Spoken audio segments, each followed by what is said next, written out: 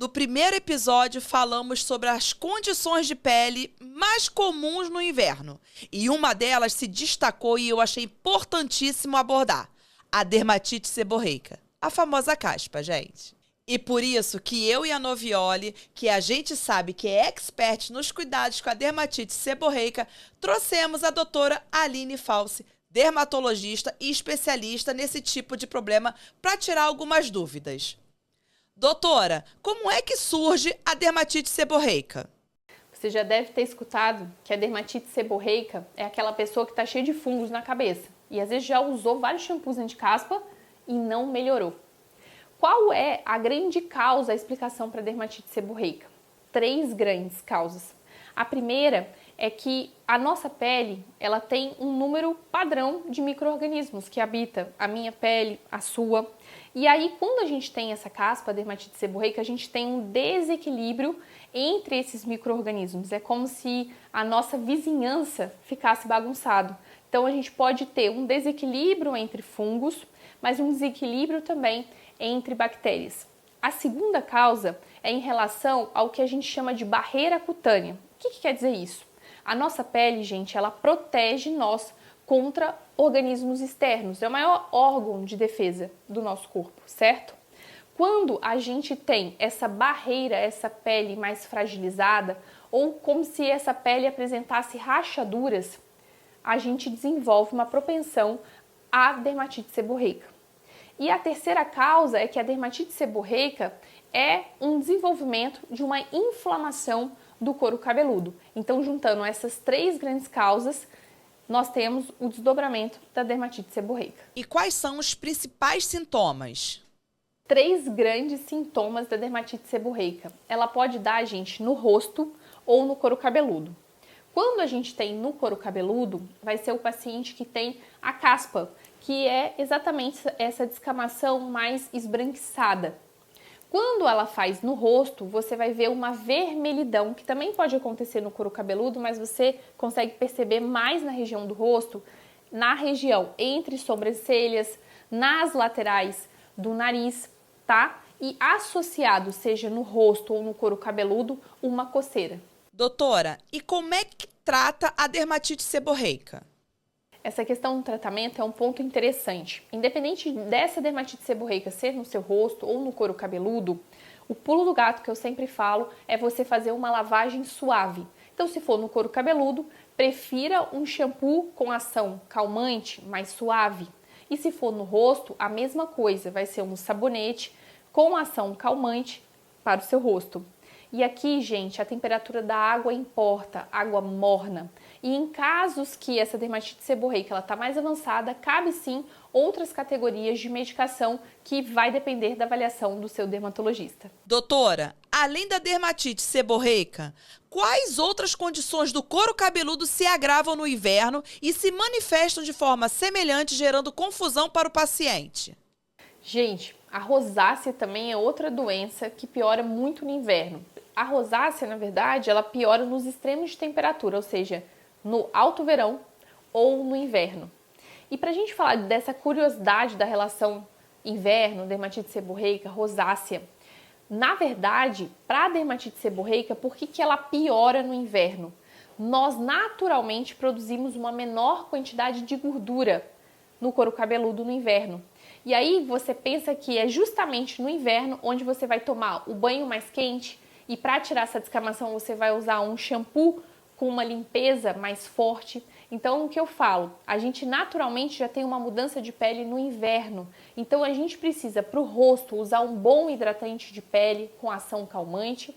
E para o couro cabeludo, apesar do inverno, diminuir a temperatura do seu banho, lavar com shampoo mais suave. Existe alguma conexão entre a dermatite seborreica e a queda de cabelo? Se sim, como podemos intervir para minimizar essa perda? Queda de cabelo e dermatite seborreica estão aqui, ó, grudadinhas. Então, um paciente que tenha queda de cabelo, a dermatite seborreica pode ser uma causa. Por quê? Ela causa uma inflamação do couro cabeludo. E aí, o cabelo, ou seja, o folículo, ele acaba fazendo um escape do ciclo capilar e a pessoa, quando vai lavar, por exemplo, o cabelo, começa a ter aquela sensação de destacamento do fio durante o banho. Então, para você que sofre de queda de cabelo, é importante sim a exclusão. Ver se você tem uma dermatite seborreica, tratá-la com shampoos específicos para essa condição, uma lavagem mais suave, com agentes calmantes e, se possível, a associação também de outras medicações em consultório.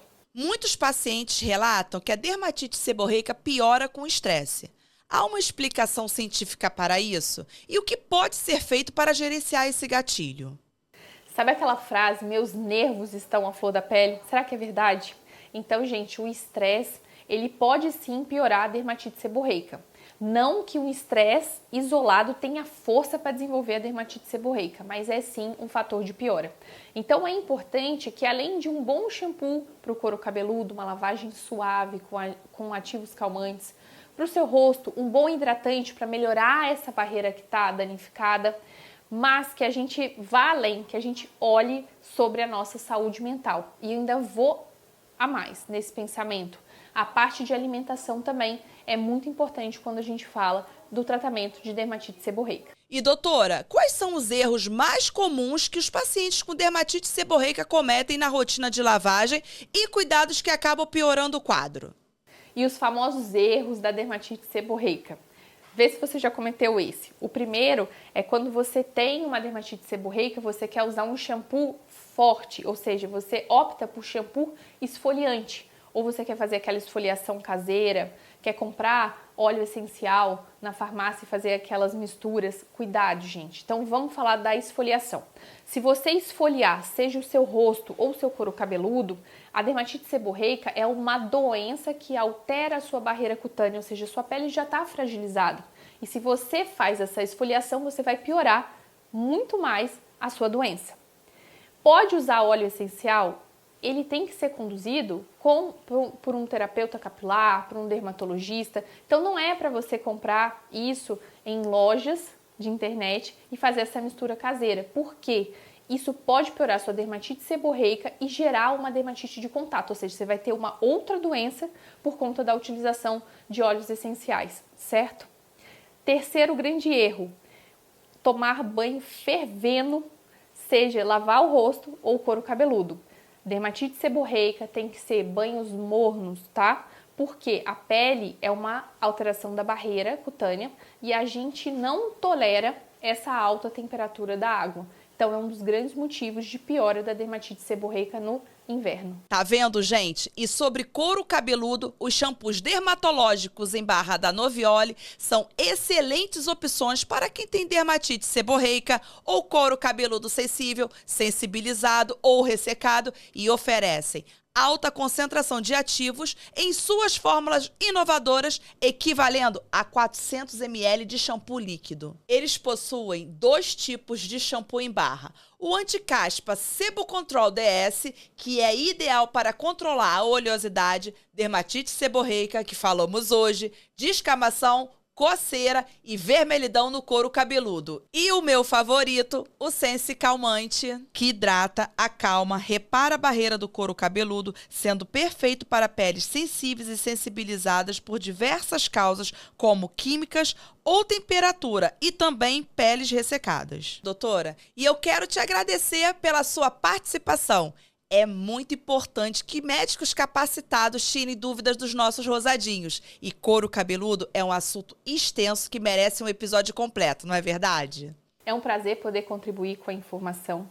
Eu acho que esse conhecimento ele tem que ser levado à população no geral. E com certeza, bora para novos episódios para a gente falar sobre rosácea, pele sensível, dermatite seborreica. Conta comigo. Beijo. E aí, rosadinhos, gostaram? Tem alguma dúvida? Se tiver, conta pra gente aqui nos comentários. E até o próximo episódio.